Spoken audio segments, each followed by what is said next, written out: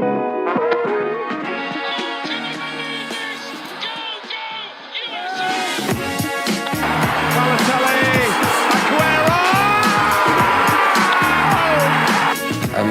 think I'm a special one.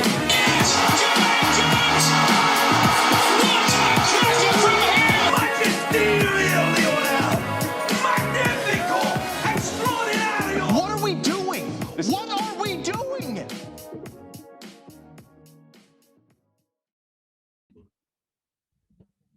All right, welcome back. Episode 41 on the Half-Turn Podcast. What's up, Chad? What's up, bro? Do I sound a little more crispy? Yeah, you're holding the mic way too close to your mouth. I'll back it up a little bit. How do I sound? Mid. A little crispy? Crispy mid. Can you hear me okay? Yeah. All right, let's jump in. So, episode 41, kind of been a good amount of soccer news. I mean, what's on the agenda for today? Oh man, we're right around the corner from the World Cup. It's the last USA window, well, international window before the World Cup. So it's a huge window. We'll recap the squad, maybe preview the matches, I guess. Follow up on some of the big news that's been happening over in Europe. Graham Potter, new manager for Chelsea. Tuchel out. Huge news. That was like big news for like a week, I guess, because nothing really was happening. Mm-hmm. Because the Queen passed, and there wasn't. Finally back. Today they had the first game back. Yeah, and there's been some Champions League keeping us busy there. Yeah. So I mean, we'll talk mostly USMNT. We'll get into some thoughts on Chelsea, and then kind of go from there. What jersey you wearing today? Oh man, I don't know if you guys can see it, but it's the red and black home jersey from, I think, the year they won the MLS Cup, Atlanta United. Mm-hmm. Darlington Nagbe on the back. One of my favorite MLS players. I'm not sure if I've worn it before, but definitely have worn a Darlington Nagbe kit on the podcast before. What other Nagbe kit do you have? I have 2 Portland. Really? Yeah, I have 2 Portlands. You don't have any crew? Nah, I've been meaning to get around to a crew one, but dude, jerseys are so expensive nowadays. Yeah, Adidas kind of rips you off. I mean, everyone kind of rips you off. But if you notice behind me, I'm at my apartment right now. I call this the mini stew. Got an Everton scarf. Got a Juventus kit that I've worn on the podcast. Mm-hmm. And then, of course, the Chelsea Pulisic jersey. 22. 22. Yeah. 22 actually. So from the first year, so pretty fire. Yeah. You gotta zoom in or something. You gotta figure out how to make that stew work for you. A good thing it's a podcast and not like a video show. People love the video. Yeah, so I'm in the stew. I'm rocking a like lime green Mizuno brand Lazio kit. Straight from Italy. It's a little bit tight. I gotta lay off the weights a little bit. But yeah, it's pretty cool. Like this could be like a goalie kit. It kind of looks like a goalie kit, but I'm not sure. But actually, the Lazio kit that I have, it's yellow, and that's the goalie kit. The yellow. The yellow. So that one might be like a third kit. Okay. Nice. Well, yeah, it's nice. It fits kind of nice. So fresh kit, rocking the Lazio. So nothing better than just putting a brand new kit on. This is a Serie A podcast now. All right, you want to get into some USMNT news? I would love to. So we play, obviously, World Cup starts mid-November. We play Japan on the 23rd? Japan on the 23rd, Saudi Arabia on the 27th. Okay.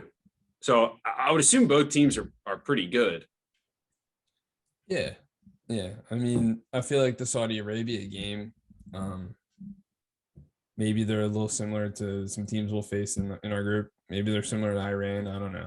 Yeah, that's kind of like very like Jurgen Klinsmann. He scheduled, I think it was Nigeria before the 2014 World Cup, assuming they're similar to Ghana. Like not similar play styles, but I guess similar enough. Like typically continents or groups of continents have, similar styles. So yeah, I guess they tend to be like similar play style. Japan, usually pretty decent, right? Then they beat Belgium, or no, they hung with Belgium. Mm-hmm. In in in a 18. game in the last World Cup. Are I they in don't the World know if Cup? they're in this World Cup. Can you look it up real quick? Yeah. Yeah. So, and then these friendlies are going to be important because it's really the last time this group can get together before the World Cup. So after MLS season, it was reported that Berhalter and the national team will hold like an MLS only like camp, especially for the guys that he wants to keep fit before, that aren't in MLS playoffs that he wants to keep fit. And they'll have like a joint camp with the US U20s, which is actually a really good idea because you get to look at those guys. You got guys like competing for minutes and like battling with each other to stay fit. And then we're in Group B. So we play the second day of the tournament. So we'll have a week of training. We actually play the third day of the tournament, I think. Oh, because I think they pushed the first game up a day. Yeah. Yo, so Japan is in Group E. They have Spain, Costa Rica, and Germany in their group. Oof. And I just thought of this. If you're the US, did Saudi Arabia play Iran in qualifying? Maybe in the same qualifying thing. So yeah, not too sharp on my geography right now, but if you think about it, if the US are game planning for Iran, they have a reference because in the future they would have already played Saudi Arabia, so they can like kind of compare a little bit the level. You know what I'm trying to say there? Yeah, I mean, it's kind of what we talked about. Like, do they play similarly? Like, if you say like, like Iran beat Saudi Arabia 1-0, and then the U.S. can be like, okay, Iran's better than Saudi Arabia by about 1 goal. How do we stack up? It doesn't really work like that, but I get what you're saying. Like, you could have a good reference point. I mean, Japan plays Costa Rica in the group, so them playing us could help them as well. I guess, maybe it's like in high school or college soccer, like coaches like share like scouting reports and stuff. Like, yeah. So clubs release players like a week before the World Cup or something crazy like that. So the US is going to have like a week together. So maybe there's like some closed door scrimmages, but they don't have enough for like a full on friendly. So, and like you can't work the guys too hard in like a preseason. So you got to get your work in now. You'll get your work in like that MLS US based only camp. And then you gotta know who your guys are and like roll with it and be confident that like in a couple trainings and a couple closed door friendlies that you'll get the job done, come that first game. Yeah, I also found out that the US is putting out their final roster November 9th, but the rosters aren't due until November 14th, I believe. Really? Well, that's probably when everyone can like get together in like New York City for like a party or like an event. Yeah, it's probably going to be an event. Let's go. We'll get media passes. Oh, the on the half turn guys are here. Go ahead. The half turn guys? But we're like actually like we don't stand straight up to people. We're like actually on the half turn. Like, why is this dude looking at me side on? Good one. Yeah. And then like, you want to just talk about the kits real quick before we talk about the real soccer? I don't want to talk about them because they're pretty bad, but yeah. I haven't seen one person that like genuinely likes them. There's a couple of people that are like, I could deal with the blues, or the whites like could kind of look like the 2002 kits, so like maybe they could work. But like no, they're horrendous. Like I don't want to get too passionate about it because it's stupid and I'll probably buy one anyway. But like they're so bad, it's unreal how bad they are. Like you couldn't have made more ugly kits. Like if you tried to make an ugly kit, at least you could play it off as like, that's an ugly kit. These are ugly enough where like, it's brutal, dude. Nike folded, man. Did you see the Portugal ones? They were just blank, right? Like no, they're half like red maroon color, half green. Just straight up, just half and half. Like, but like the bottom half is green, right? Yeah, it's like on a diagram. The top half is maroon. Yeah, I don't know. Like, Nike came out with a lot of ugly kits, and dude, the Puma kits. Every Puma team, every Puma country has horrendous kits as well. Yo, they're terrible. Yeah. So, but with international, I think you will have the number on the front. Is that true? think international has the number on the front. Maybe that's a good So point. it'll I mean, look a little. I think it'll look a little better. that's The what they're white- saying. With the whites, it would look like the 2002 kit. Yeah, if they put it in a circle. Yeah, but they better. Yeah. I think the whites are decent if they move the logo to the side over the heart. Yeah, because it's right in the mid. Yeah, exactly. Put it over the heart, man. It's the World Cup. Yeah, and got rid of the blue on the front of the neck. Oh, the big like blue patch here. Yeah, what's the point of that? It's the stupidest thing I've ever seen. Like you could have like the sleeves have like the red and white or the red and blue stripe, which is like okay. like the I don't think sleeves. it looks good, Yeah. but like you could do, No, I like the sleeves. No, I don't. But then I saw a picture of the women's national team wearing the same kits, and they have their World Cup winners patch. So it's like U.S. World Cup winners, and it's like you're just missing another patch like on the right side. Like it's like you couldn't like think of a stupider idea. It's like the graphic design person was like, oh crap, we got to put another patch on. Like at this point, I'd rather just write like USA across the front as like a fake jersey you'd get like at a It like does a look fake like a store. fake jersey. Well, Yeah. Well, they've been posting like interviews that they had with the players, like Pulisic, McKennie, and like the way it like sits over their shoulders on their arm. It like, like when you get like a really good crease on your shirts Yeah. on the side and like points out. Really what does that? These jerseys like really like point out on the Bro, arms. you got to be kidding me. Maybe they just like ironed them very nicely, but like this is a disaster. And like I'm all about making it a disaster too. Like, sorry to the person that designed this, you just didn't do a good job. But like every social media post I see, I comment and talk about how horrendous they are. I tag US Soccer, I tag Nike. And to me, like the US Soccer Federation annoys me anyway. So I have no problem calling them out for different things, whether it's coaching, allocation of resources, like just schedules in general, like how they handled multiple scenarios. I'm all about it. And kind of like I think about this a lot. Do you remember the Gold Cup game we went to against Jamaica in 2011? At the Union Stadium? No, at RFK, Gold Cup. Shocker, Josie did his hamstring that game. That was my first USA game. I think. Yeah, came out after 10 minutes. I think it was that game. The supporters section across the way, the Outlaws had a sign that said, love the team, hate the Fed. Like love the team, hate the Federation. Yeah. And like now I get it. I'm all aboard like hating the Federation and just loving the team. Love the guys, love the soccer, love Berhalter, hate the Fed. Okay. So because they made a bad kit. No, there's other things too. We've been on here talking about soccer and pro rel and this and that and whatever. So anything else on kits? We good? That's a discussion for another time. I mean, we will be buying World Cup kits. Like you can't go into the World Cup and not buy the kit. Maybe we can. I don't know. No, I have to. Maybe I'll buy like a training kit. Well, they look like training. I wouldn't be surprised if they did the double and like they wear their regular kits to training. Maybe they've been pranking us the whole time. And dude, the socks are two different colors of blue. So like the blue kit has like a similar dark blue sock. The white kit has like a blue sock that's just a lighter blue.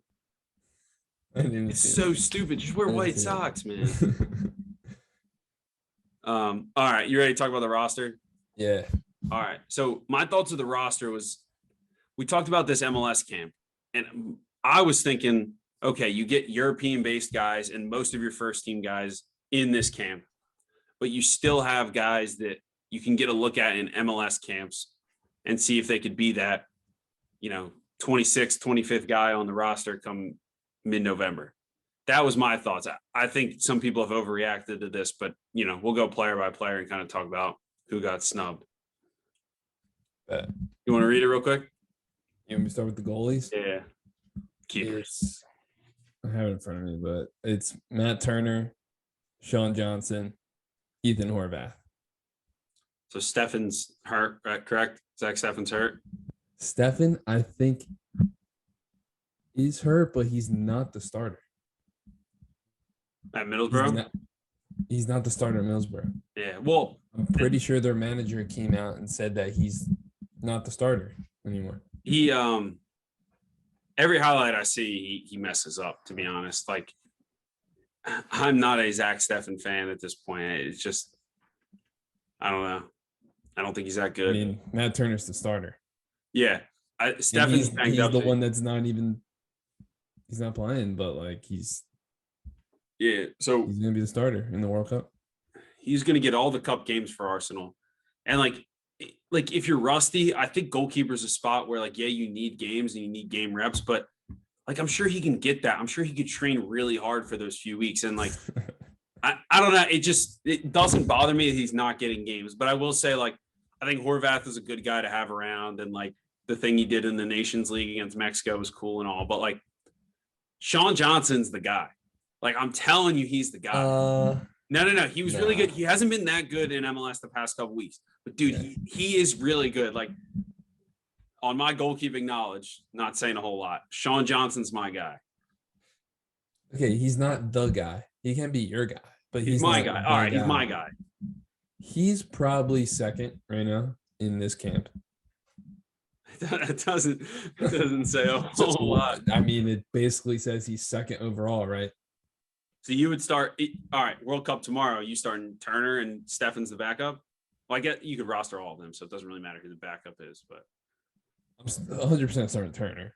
Dude, honestly, don't care about the other ones because they probably won't play. They didn't play. I could see Berhalter looking at something and being like, "Well, Steffen has like a good long ball distribution to his left, and like their right winger doesn't press well, so I'm going to play Steffen in this game and like way overcomplicate it." And like, oh, like Matt Turner's a good shot stopper from 12 to 15 yards out, and Iran has a good like, you know what I mean? So like way overthinking it like that and using all this data. Yeah, it'll probably just be Matt Turner. Like, and I feel like in 2 or 3 years, like one of these keepers is going to emerge and just be like really good and the clear starter, and we're going to look back and be like, what the heck were we arguing about? Like this dude Matt Turner, Steffen, like. In 2 or 3 years, I don't think it's going to matter, and we'll get like a legit like the guy. Yeah. Through. Yeah. You think Matt Turner's staying after training and like saying like, "Yo, I'm gonna get some extra reps and like I got the World Cup coming up." Yeah, Odegaard's probably just ripping free kicks on him. Well, Ramsdale goes in because he's tired because he was like the goalie in training, and then Turner's probably just like, I need some extra work. Well, did you hear about the goalie? I mean, I'm not saying he should get a shout with the U.S., but since we're on topic of goalies real quick, did you hear about the goalie that plays for the Maccabi team in the Champions League? If you told me his name, I would. He's American. I think it's Josh Cohen. Is he good? He's the starter there. So he played college. I forget where he played college. He's from America, like I think California. Wow. And he just played against PSG? Yeah, he played college. He played USL. Championship, I forget which team. In an interview with CBS Sports, like probably like Michael Richards or something, he said that he had to connect with an old teammate who was a legend at the Maccabi club, and sent him over there, and he became the starter, and now they're playing PSG in the Champions League. Yeah, he's like American, but he's like it's in Israel, the club. Yeah, he's Jewish, so like that's where the connection went. That makes sense. Yeah, that's interesting. I mean, he's not going to get integrated into the squad, but fun fact: there's also one of the strikers for the Maccabi team is also played in America. Played college at the Coastal Carolina and played for Reading United. Yeah, and he starts as a forward there. Is Maccabi my team now? Maccabi. What'd I say? Maccabi. Maccabi, is that how you say it? Something like that. Maccabi? I don't know, man. All right. So anything else on goalkeepers? No, I'm an outfield player. Yeah. Someone who focuses on goalies can make the decision there. All right. Do you want to read through defenders and maybe go through like fullbacks first? Fullbacks? Yeah. All right. Yeah. Reggie Cannon, Serginho Dest, Joe Scally, Sam Vines, and DeAndre Yedlin. Okay, so the big one there is Anthony Robinson's hurt. He's not playing for Fulham right now. I think he's like one of the first names on the team sheet because left back is not strong for us, and he's played well in the Premier League for the US. Like he's done really well. I'm a big Anthony Robinson fan. Yeah. Des got the move to AC Milan. Yeah, the big thing with Dest, with Anthony being out, I think there's a chance that Dest plays on the left No, at some no point. way. Berhalter said it in a press conference this Really? week. Yeah, said about the one goal he scored off the left, and there's another goal where he contributed to, and he was on the left. Yeah. So, It's just about cutting in on his right foot. And like, I mean, to him me, and that's- Scally can play both sides. yeah. So they're good to have, I guess. I don't know if Scally really has a chance, to be honest. You think he's the first one dropped? Well, Once because I Robinson's think in? we take, I think you have to like really like map it out with the 26-man roster because they're expanded rosters. But I would think it's Destin Robinson as like the true starters, and then you bring Reggie Cannon, who I guess could play on the left, could play some like outside center back, could play right back, and then Sam Vines is kind of worth a shout too. But do you need more than 3 fullbacks? Like Yedlin. Yedlin's making the roster. Oh yeah, and Yedlin's like good guy to have around. I think he's like the veteran leadership dude. Yeah. Vines is cool because like he has been caught up in like a year Mm-hmm. or so. Everyone kind of just like forgot about him, but he's like really good, and apparently he's in like crazy form. Mm-hmm. I mean, I don't watch a whole lot of what's the name of the team? Royal Antwerp. They're in Belgium, right? Yeah. Yeah, I don't So watch a lot of them either. yeah, But takeaways from this camp would be: is Dest in good enough form at right back, and do we see Dest on the left as like maybe he plays there to give Anthony Robinson a rest during the World Cup, or maybe we like attack that way in a certain game too. Just kind of something to think about. yeah. If we're talking about like playing and stuff, I mean, Dest isn't really the starter at AC Milan either. Like he's not. Yeah, I mean, it's starting him. really good though. So Like Milan starting Calabria, is that his name? And he's their captain. Dest played a little bit in the Champions League as like a right winger when they were up a goal. So like it was like the old school thing to do is sub in like an attacking fullback in at winger. But he'll defend In more. theory, they would give you some more defensive work rate. Yeah. Support. Yeah. All right. On to the center backs. Yeah, it's the center backs. All right. Aaron Long, Zimmerman, Chris Richards, and Cameron Carter-Vickers. Aaron Long, Zimmerman, Chris Richards, Cameron Carter-Vickers. So no John Brooks, no Tim Ream, Nope. who like the Fulham coach comes out all the time and talks about how good Tim Ream is. He's been like a rock for them. Brooks, it's not him. Like he's obviously not coming to the World Cup. Are you saying he's not him? He's not Timothy Brooks. Is it John Anthony Brooks? John Timothy Brooks. Yeah. Yeah, he's not him. He's not that guy, pal. Yeah, I think it's Zimmerman and Long. It's Zimmerman and Long. Yes. I think Chris Richards, I was on the podcast after like the May or June cycle talking about how I think Chris Richards will step in, play right center back if we move to 3 in the back, like a 3 center back system, and he'll play that right center back role because his passing is so good and all that. Mm-hmm. Carter-Vickers, I think, is just kind of there as like a, hey, like you've done okay. Like we need more depth. He brings something a little different. Yeah. Apparently he's done well for the fridge. He's done well for Celtic. James Sands is also a snub.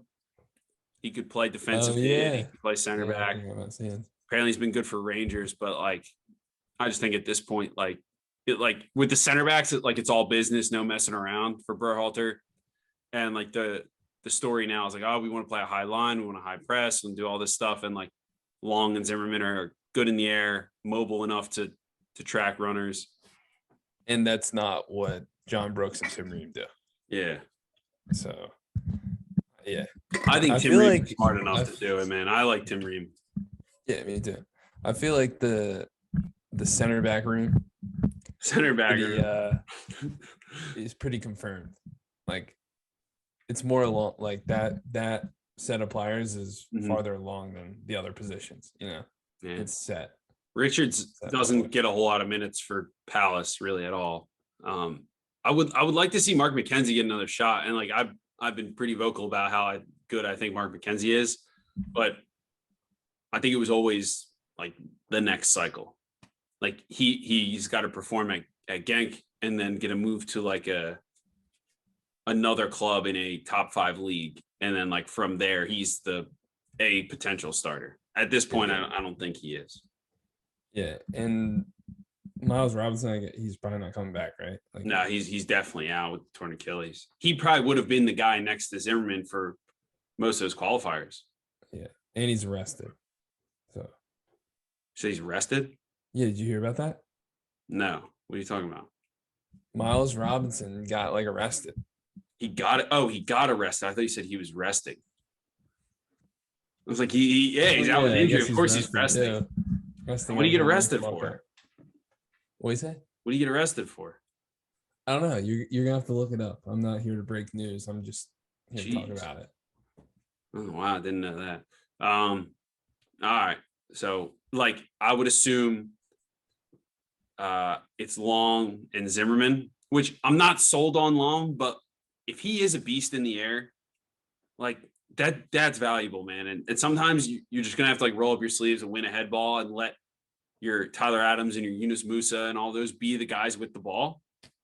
Yeah. No one's gonna ask Aaron Long to play with the ball a whole lot. So like he could get away with it. And I think Zimmerman's good enough at everything. He brings enough like leadership there where I think those are the two. And then I could see like Chris Richards obviously could play in a back 4 as a center back in a back 4, but I really think he's there in case we need someone in a back 3.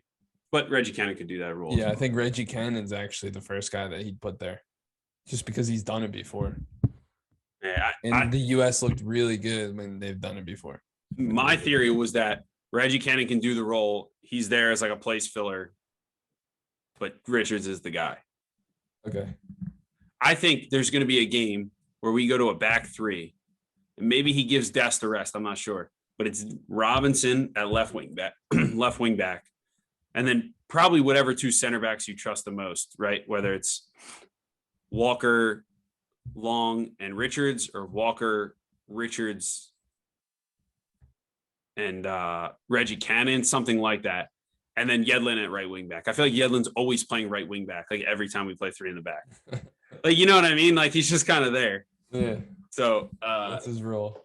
There's going to be a game where that happens. Berhalter's not going to help himself. He's going to want to change up a little bit. And I think he's like kind of playing that in his back pocket. Every cycle we have, whether it's like a World Cup qualifying window, a friendly window, there's always like some little tactical wrinkle, and it always has something to do with that. So I bet we're going to see that at some point. Always something new. Maybe not like a progression, but like something that we haven't seen from the team. Yeah. So I kind of building on that. We can go into like center midfielders now. No Yunus Musa. We have like 2 minutes left on this recording. I don't know if you want to start a new one. Yeah. So on this, we'll just piece them together. All right. BRB. All right. So what we were talking about was like transitioning from like new things that Berhalter has tried that I think he wanted to give it another try. We talked about that double pivot we used back in like early June. No Yunus Musa this camp. He's injured. He's not going to play this weekend for his club. So he's kind of missing out on valuable reps to work on this kind of like 3 center backs, double pivot in front. I don't think it's something we definitely would have used, but we've experimented with it. You want to run through the center mids? Yes. Kellen Acosta, Tyler Adams, Luca De La Torre, Weston McKennie, Malik Tillman, and to replace Musa is Johnny Cardoso. Yeah, so Cardoso is kind of like a guy. Like he's just there. Like I don't think he was ever in consideration for. I completely forgot about him. Johnny Soccer. And then Tillman is there. I think that'd be like a numbers crunch kind of thing because he can play as like an attacking midfielder or as like a forward. So it's really like how many guys in each position do you keep? Yeah, he's listed as a midfielder, but he kind of plays as, I guess, a second forward for Rangers. Like an inside forward. obviously the typical starters. So no Musa, but then you have McKennie, Adams. Acosta was always going to make the roster. He's gotten valuable minutes. Yeah. He's going to be a valuable sub, I think, too, in these games. He takes good set pieces. His work rate, so like McKennie gets tired or Musa gets tired, I can see Acosta going in. Yep. Big camp for Luca Della Torre. I think he's done enough to prove he's going to be on the World Cup roster. But this is him saying like, "Hey, I need minutes," rather than it's just like a nice thing to be on the roster.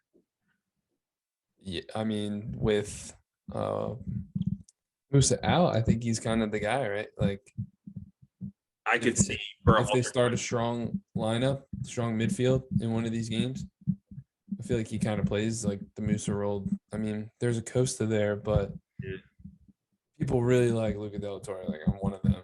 He's like my favorite guy on this roster, I think. He's smooth to watch, man. I like him too. And like when he plays for the US, you could tell he cares like a whole lot. Like he's buzzing around the field, even if it's only for like 10 or 15 minutes. He just like does his job really well. So but like, is Luca Della Torre valuable against England?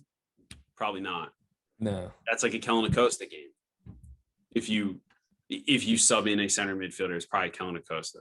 Yeah, Luca Del Torre is not like a we're going to call him like a luxury player, but he's kind of a player that you would plug in if you expect to have the ball.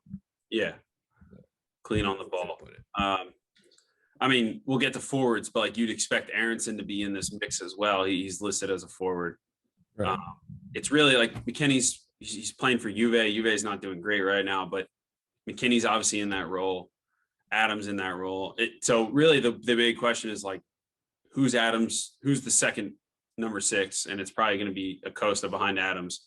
Do you play somebody more closer to Tyler Adams? Like, does Yunus Musa draw back, or do you give someone like Musa or Della Torre freedom to kind of like roam up the field a little bit? And that's where you could see someone like Brendan Aronson.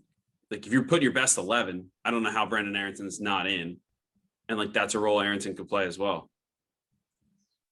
I feel like that role next to Adams, that center mid right next to Adams, in possession for the US is kind of like not a free role, but more freedom to go around and get the ball. Like you see that with Musa, like when he plays, he kind of is always checking to the ball. Same with Adams. That was like our complaint in a few USMNT game reviews is that we had so many players like checking to the ball, like the 3 midfielders. Mm-hmm. So I feel like that 8 role is kind of like more like a free role. Yeah.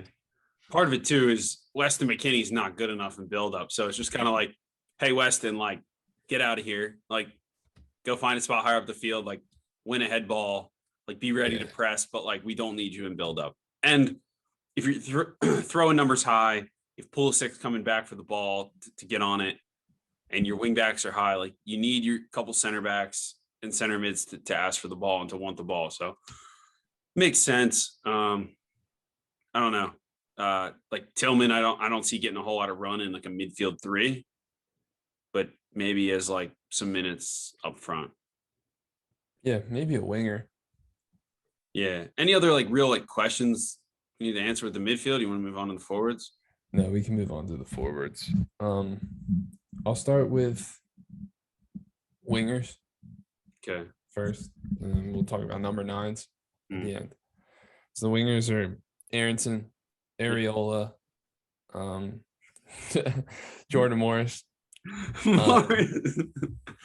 Christian Pulisic, and Gio Reyna.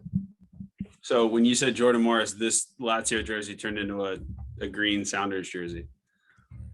It's funny that Morris and Gio Reyna, Morris and Areola outlast everybody. So that is crazy. So no Weah, right? He's injured as well. Yes. So Weah would obviously be there. So Pulisic's a lock. He's a lock to start at left wing pretty much. Another role like Reyna and Aronson could both drop into the midfield. I don't really know if Berhalter would play them there, but I think they'll both be used as substitutes. And like Gio Reyna on the right paired with Serginho Dest, or Aronson on the right paired with Serginho Dest or DeAndre Yedlin or somebody willing to bomb forward in front of them as they tuck in. Yeah. I think Like to me, Areola is like pretty much a lock to be on the roster because Berhalter, like, just trust him. If he needs him to play 5 good minutes, he puts him in for 5 good minutes. Like if we're playing like 3 in the back and he needs like a pinch right wing back, Areola is your guy. great locker room guy. And like he's actually really good. He is good. Dude, he's been balling for Dallas this season. I'll be honest, like Jordan Morris, like I don't know if he's gonna make the roster. There's definitely players better than him. Dude, before he tore his ACL, he was on such a tear. Like right before he went over to Swansea on loan, dude, he was so good. I was so high on Jordan Morris. Well, apparently he only has 1 assist in his like last 10 games. Mm. And still gets called in. Yeah. Like, it's not even like he's in good form. I think they just wanted to bring him in, you know? You think Morris and Aaron Long like eat at their own lunch table? We talk about this all the time. Yes, Ariel definitely joins them. And Acosta probably messes around. No Roldan on this roster though, man. I don't know. They're missing a pal. Yeah. They're gonna FaceTime them during lunch. So who else? So we talked about Morris. We talked about Areola. I would think Morris is on the fringe and probably not going to get to Qatar. I think Areola, I think Aronson, Pulisic are all locks. Weah would be a lock if he's healthy. Reyna's a lock. Did I say Reyna? Whether you use him as a center midfielder spot or a winger spot, he's a lock if healthy. Dude, they're all locks except for Morris, and just substitute Morris for Weah. I guess. How many players are on this roster? 26? Yes. All right. So at the end, I don't know if that's go through and count our it's the larger one. all right. So at the end, we'll go through and count our rosters and see who makes it and who doesn't.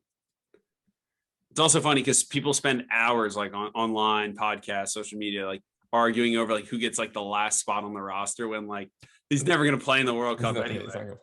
Might as well just bring like 3 Paul Areolas that are good in the locker room. Right. Do you want to go to center forward? Here we go. Dude, this freaking position has been like the talk of USMNT Twitter for the last like 5 years, dude. Ricardo Pepi, Josh Sargent, and Jesus Ferreira. Yeah, to me, that's like so. Sargent's like kind of in form for Norwich, right? So I get you. You kind of have to call him up. I don't think you have to send him to Qatar though. Pepe, I think, is also like a give him confidence kind of thing, but like I don't think he's coming either. Well, it's so tough to tell right now because you leave players off the roster in this position who probably should have made it. And then you're still like giving these guys a reason to hold on to the idea that they still might go. Well, I don't think Berhalter's worrying about guys' feelings right now. Like Ricardo Pepi didn't produce for his club. Now he's in the Netherlands. Yeah. Does he have like an assist or a goal? I don't think he has anything yet, but like I think he has something. Ferreira's good. Like he's so good for FC Dallas. He's just he is good. Yeah. And he's a different type of forward. Yeah. He's going to get a game in Qatar. I think each forward that they bring is going to be different. Mm-hmm. So here's another thing, right? Like I like Jesus Ferreira. I think he's really good. I don't want to see him start all 3 games. I feel like it'd just be kind of annoying. Pifok playing for Union Berlin is probably their best player right now, or like has been at the top of the Bundesliga. But he picked up a knock. We would assume that if he was 100% healthy, he would be in this roster. But is that the reason? And now, yeah, it's still not the like. We don't know though. Like it could be the knock left him off, or maybe Berhalter's still not sold. There was the Haji Wright experiment, which like Berhalter wasn't like happy with him. Like in his Nations League minutes, remember Pifok missed a chance at Azteca. So then like people were like, "Oh, Berhalter hates Pifok for missing that chance." And then there's the big one, right? like I've been beating the drum for Brandon Vasquez from FC Cincinnati. And like he's got something crazy, like 16 or 17 goals in MLS. He's so good. And I've been saying since the start of MLS season, I saw him play once and I was like, this dude needs to be our forward on the national team. And you laughed at me. And then he slowly gained momentum as he just kept scoring goals. And Cincinnati was good. And now you got even guys like Alexi Lawless, like big name people saying he should be in the roster. All right, I'll give you the Brandon Vasquez. But the thing is, one, he's cooled off a bit. So he hasn't scored many in like his last 7 or 8 games, something like that. Maybe like 1 or 2. I don't know. Don't have the stats in front of me. But if he doesn't make this roster, how is he not going to make the Qatar? Well, my thought was that, like, maybe if Berhalter thinks, okay, the only way Vasquez is going to make it is if he's really impressive and he shows he can pick up on knowledge quickly, right? Because he wasn't part of any qualifying. And even if he's in form, like, if he doesn't know, like, the team standards and whatever that, like, Jesus Ferreira or Pepe knows, he's not bringing him. But if he has that whole MLS camp with him and the U20s and all of that, invite him to that MLS camp and, like, just have a 3 or 4 week period where you get Brandon Vasquez every day. That might be more valuable. So it's almost like, hey, Sergeant, hey, Pepe, this is your last chance. And then if it, then I could always go back to Ferreira, Pifak, and then I'll get a look at Vasquez. Yeah, you can look at it like that, but why are they doing that for like Jordan Morris and Paul Arriola? I think because they've been part of the group as well. And you just said it, Jordan Morris is on there because Weah was out. So yeah, but then you can also like throw opportunities to other guys who haven't made a roster or pushing for a roster. I don't know. Yeah, Can't think of anyone on top of my head. Well, someone like De La Fuente was in the roster like very early on and just hasn't gotten a sniff. Imagine Vasquez makes like the only U.S. roster he makes is the World Cup one. That would be insane, dude. I think everyone. I don't really see that happening. No, I don't either. But like, we just kind of laid out the plan for it, right? Berhalter gives all these other guys a last chance. Vasquez comes in and gets 3 or 4 weeks, however long that MLS camp is, with the staff. If he's scoring goals in those trainings and they show that he could pick up knowledge, like, dude, he's good, man. He's a physical, like, specimen, good hold-up play, great runs in the box. Like, if he was doing this with similar production in, I don't know, Belgium, Netherlands, something, like, people would be like, oh, we got to get him on the roster. But, like, you got to respect MLS, too. Like, yeah, I get what you're saying, but it's harder to do it with the same production in a better league. Belgium's not necessarily a better league. You watch Belgium? Belgium. You watch Belgium. Yeah, you watch FC Cincinnati every week, dude. Like, they're good. I don't watch as much as I can. I think the 3 forwards going are Ferreira, Pifak, and dare I say Sargent. But this might change in 2 weeks. That might change in 2 weeks after seeing them play. I don't dislike Sargent as a person, or it's just he's annoying because, like, all right, he's in form, let's reward him. But in the past, he was being rewarded for not being in form and being poor for the national team as well. So, like, it almost represents, like, what I think is annoying, that it goes based on cred and where you played your club ball and all that kind of stuff. It doesn't matter right now. As long as he's putting the ball in the back of the net at this point in time, like, that's all you need from a forward. So yeah, he scores like 4 goals, whatever he has, 4 goals in like 10 games or something. Is that what he has? 4 goals in 8 games for Norwich? I thought it was 6 goals in 8 games. Well, that's pretty good. It's still like a small sample, though. Like, it's one thing to be informed, like, after a good season, like someone like Vasquez. It's another thing to be informed for like a month window where it's just not that long of a period. I don't know. Maybe I just see it differently. Do you want to make like a combined like roster here and count how many we have? What do you mean combined roster? Like, we'll pick together and how many players we have. We get 26 players on a World Cup roster. Should we start with goalies? Sure. So Let's do who we think will make it, or should we do who we want? I think we got to do who we think will make it. Yeah. All right. So I think it's Turner, Sean Johnson, and Zach Steffen. Right. Yes. All right. Center backs will go Zimmerman, Long, Richards, Carter. You kind of need 4 center backs, right? Yeah, CCV. Yeah. The You same got to have four. enough. You got to have center enough. back rooms. That center back rooms farther along, like I said. You got to have like at least 4 because then you could play like 11-a-side scrimmage with with 2 center backs. Yeah. I guess you could have Reggie Cannon do a job on the opposite. Also, when we're preparing for someone like England or Wales, I think they both play 3 center backs. So like you need the other guys to be able to play. Hey, Reggie Cannon, Carter Vickers, and Chris Richards go play center back and act like you're England's 3-5-2. So it's those 4, including Carter Vickers, right?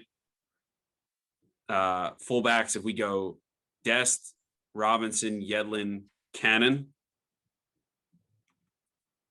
Okay. That's 3 goalies, 4 center backs, 4 fullbacks. That's 8. We have 11. Probably another fullback. All right, we'll get back to it in a sec. Center mids, we go Adams, Yunus Musa, Weston McKennie, Kellen Acosta, Luca Della Torre. That's 16 total players. Probably another center mid as well. All right, hold on. So we have 16. So let's go for wingers / center midfielders. 17 Pulisic, 18 Weah, 19 Reyna, 20 Aronson. There's some room here. 21 Areola. Yeah. That's Then, good. So we go 9s. We go 22 Pefok, 23 Ferreira, 24 Sargent.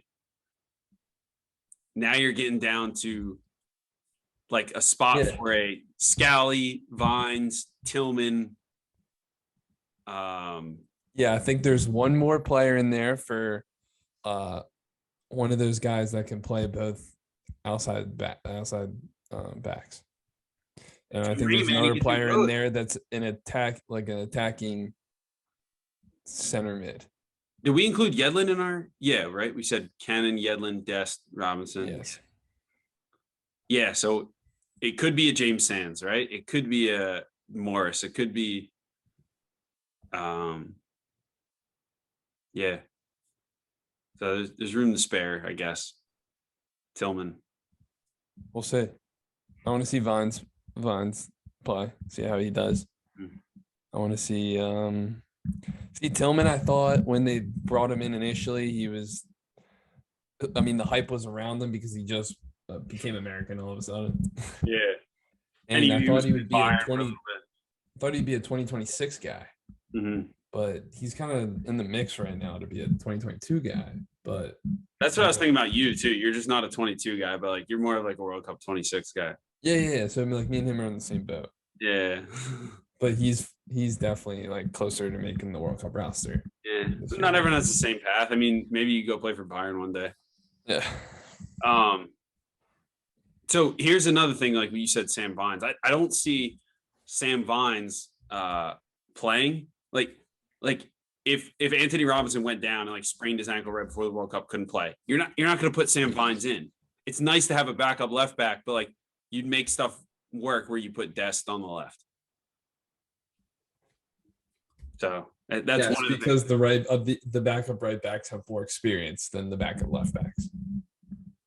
I guess that's true. If you're game planning for a game, you know this as coach. If you're game planning for a game, sometimes you tend to go with some players that you think in theory will help you like a left-footed player on the left side. Mm. Yeah. Yeah. You go with who you trust. All right, so that's kind of like our USMNT talk. I think by the time we do a next podcast, we'll be recapping that window. We'll have 2 games, and I'm thinking we don't just react to it. We really try to break it down and see like what tactical things are we doing? Are there new things that Berhalter wants to see? I think the biggest question is how's Pulisic being used? How's his form? what's the general structure, right? Is it 3 center backs and a double pivot? Is it just the typical like 2 fullbacks bomb on and Tyler Adams kind of sits and Musa and McKennie just work to find the ball? And then, that's how we roll. Maybe how we use Aronson and Gio Reyna. We will see. Nice. I think Aronson is like the best American player right now. Maybe he was like 3 weeks ago, but dude, he's just good. He might not even be a starter. Yeah, he is good, but his style of play is what it's kind of a dumb thing to say. His style of play is what makes him good, it's like, and it doesn't necessarily like it's not a perfect fit for. He's like unique in a way. Yeah. The way he succeeds is like through pressing, through work rate and stuff. Well, any team. That's what makes him good.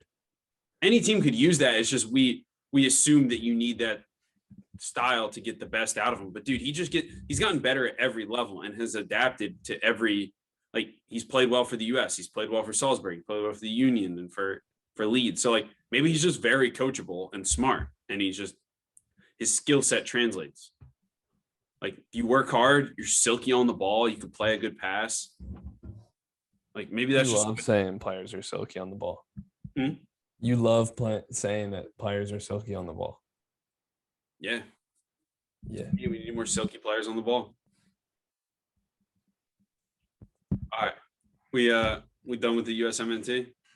Yeah, so games are 23rd and the 27th. Mm-hmm. Japan, Saudi Arabia. Andrew, you said you had some Champions League thoughts? Yeah, I don't want to get like too in depth. I just think like after watching the first few rounds, if only there was a podcast that would have told you that Liverpool were going to struggle, right? After they lost to Napoli the first game. And then everyone kind of questions their recruitment and player, bringing in players. That was obviously going to happen.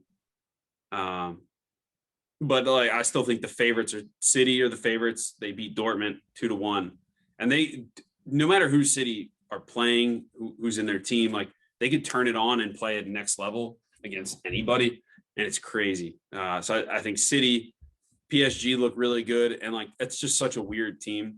I was watching the other day, and it's just like Messi kind of walks around, Mbappe kind of walks around, Neymar is there.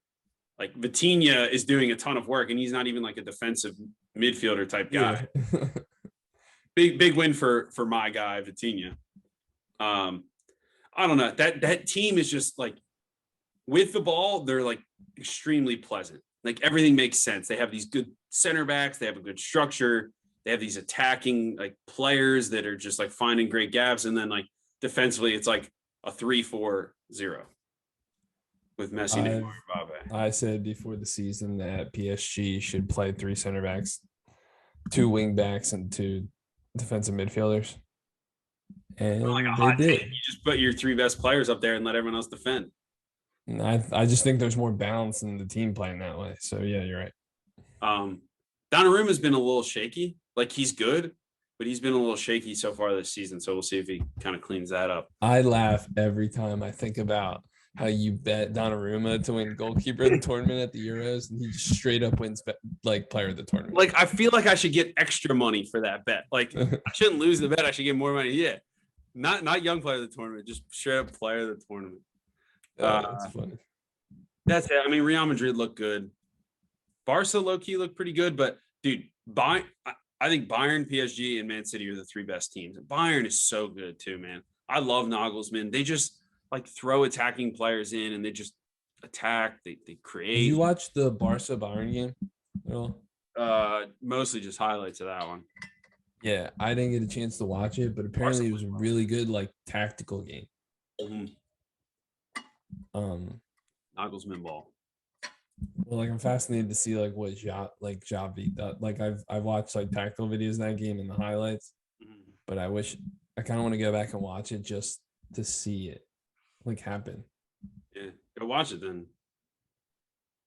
You got to put that Paramount Plus subscription to use. True. That's it.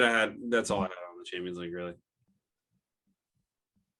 Is your favorite team in the Champions League? Probably PSG, maybe Man City. I mean, Bayern maybe too. I don't know. Depends how I'm feeling that day. Favorite team in Europa League is definitely Lazio. Yeah, they are in Europa League. They are.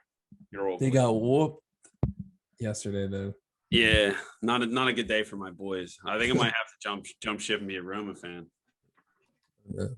You want to talk about Chelsea and Graham Potter?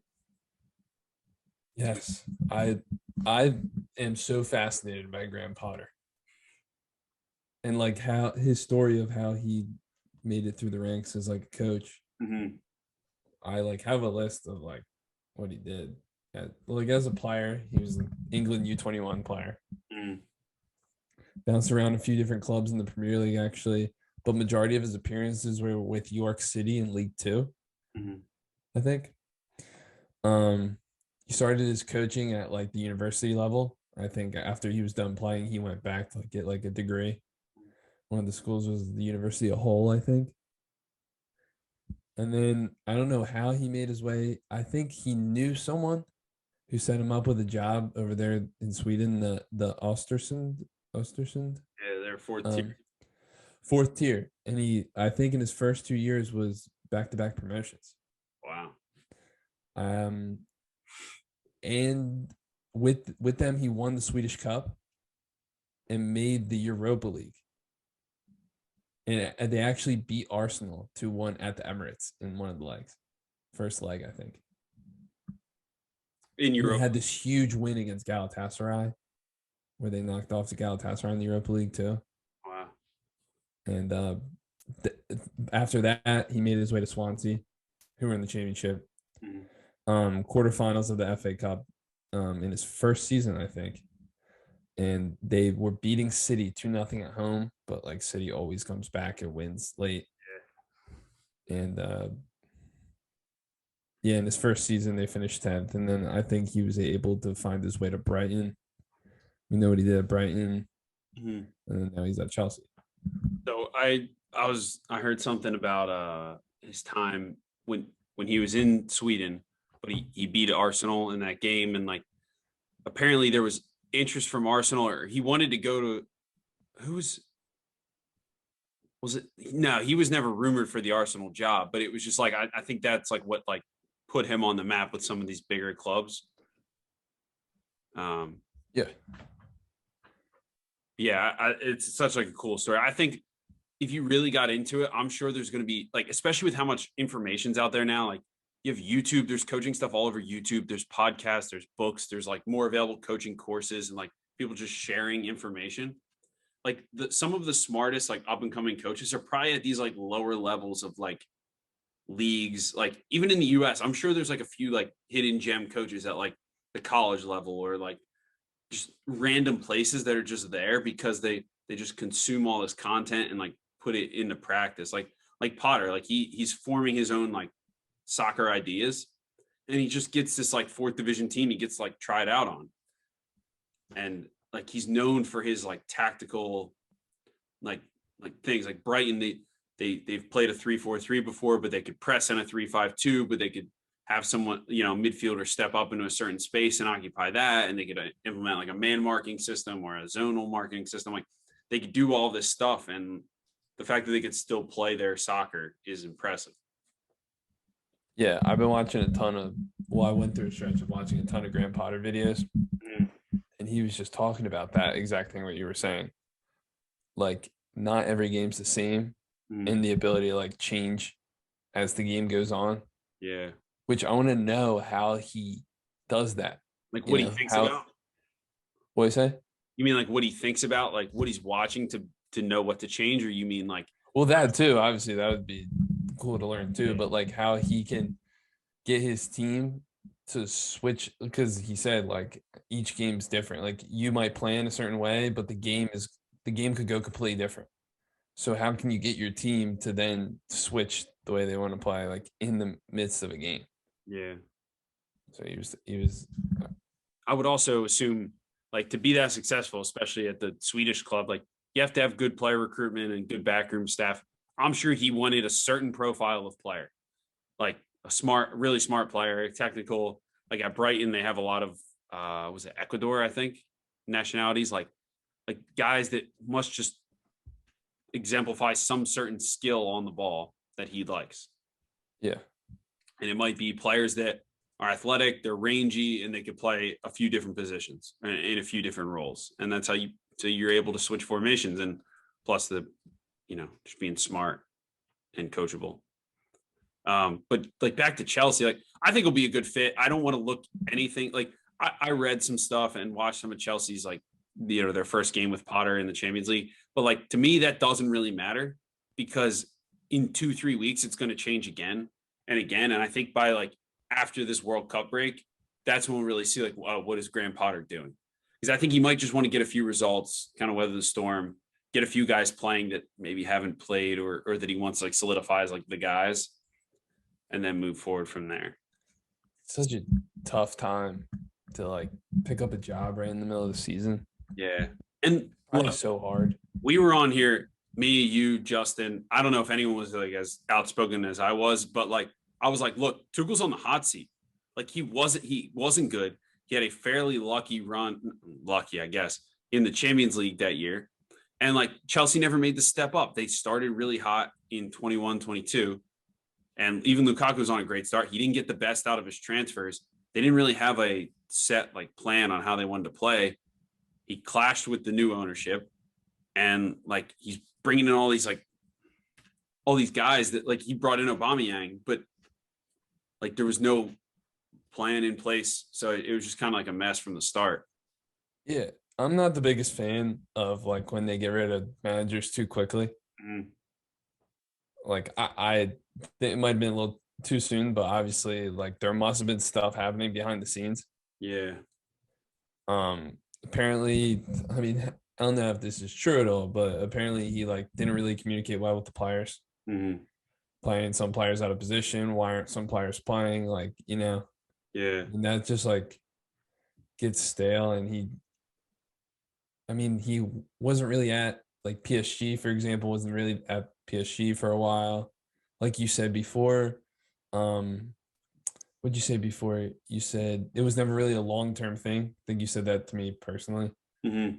You're like, Tuchel to Chelsea was never really a long-term thing. Yes, a lot of these big managers that just go from big club to big club, like Conte is never typically a long-term thing, and Tuchel probably wasn't either. Because it was middle of the season, right? They got rid of Lampard and brought him in. I think they just jumped at the biggest name that was available. Yeah, and I mean, Tuchel's played players out of position, but actually Graham Potter's like has played players out of position before. Yeah. Obviously notable ones: Trossard, winger converted like fullback almost. I mean, he basically plays as a winger now anyway.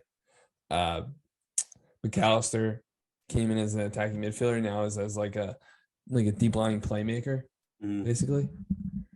So if he like continues to do that at Chelsea, will there be conflicts, or is it just like the way Potter handles it, and maybe he's just better at knowing how to get the most out of his players? Yeah, and it's something like it's hard to tell. Like, is he that good of a man manager? Like, or maybe he's just like a tactical guy. But I don't mind like playing players out of position because really it's like you have this skill set. Let's put you in this position that we think you could do a role for us. So maybe Chelsea caliber players aren't as willing to do that, but it obviously wasn't working with Tuchel. So, So in their first game against Salzburg, maybe we thought we would continue to see like a 3-4-2-1 or 3-4-3, whatever Chelsea like usually plays. Mm-hmm. But they kind of set up in a 4 that game. Yeah. 4 with one pivot, which I think was Jorginho. Sterling played wide, like pretty wide on the left. Really? Mount played on the right, actually. Mm-hmm. But played like sort of in the half space, like allowed Reece James, like, the classic, like guy comes inside, Reece James. I mean, it kind of makes sense.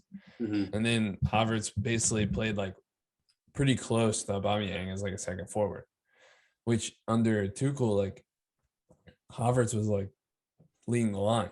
Yeah. So I think Havertz is gonna do better with Aubameyang. I mean, like that's not a Tuchel Potter thing. That's just Aubameyang coming in at this point in time. Maybe. I think Havertz is gonna do pretty well now. Aubameyang playing for Chelsea is like funny to think about too. It's FIFA, bro. Yeah, it's FIFA. Yeah, like it's kind of ridiculous that Havertz has gotten this many chances while like Pulisic, I feel like doesn't get as many chances to succeed, but that's just like the American bias in me. That's kind of all I had on it, really. Like, I feel like a lot of the hot takes have died down since it happened, but like it was pretty clearly like we were calling out like, oh, Tuchel's on the hot seat, and I don't think anyone else was like, oh, Tuchel won the Champions League and he's a big name manager, but like that team wasn't good. They weren't well run. They had a terrible preseason. They weren't playing well, and we saw it. You are a Tuchel hater, man. I'm not like, first of all, you bench Pulisic, yeah, I'm gonna hate you. But they just weren't playing good soccer. I mean, like if you only win 1-0 against Everton, something's wrong opening day.